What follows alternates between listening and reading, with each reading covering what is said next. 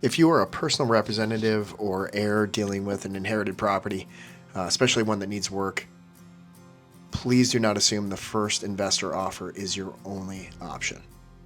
This property started as a probate sale and eventually became a foreclosure situation.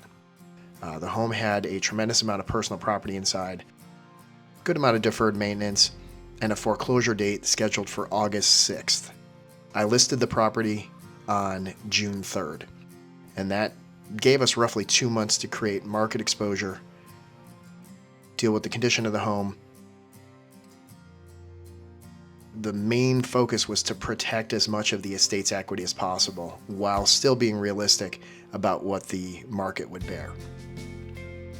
This is the link to the video that I used to market the property.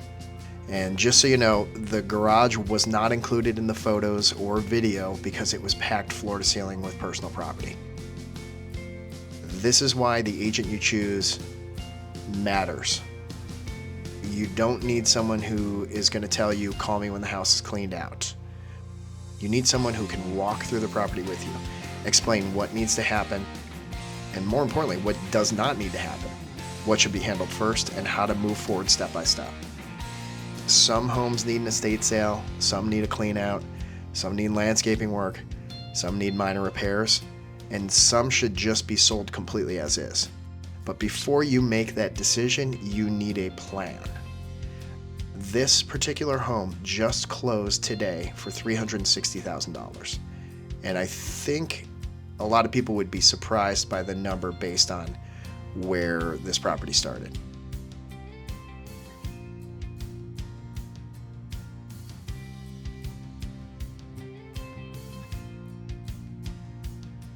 If you are handling a probate or inherited property, find out what the home is worth before accepting the first investor offer. No obligation, no pressure, just get informed.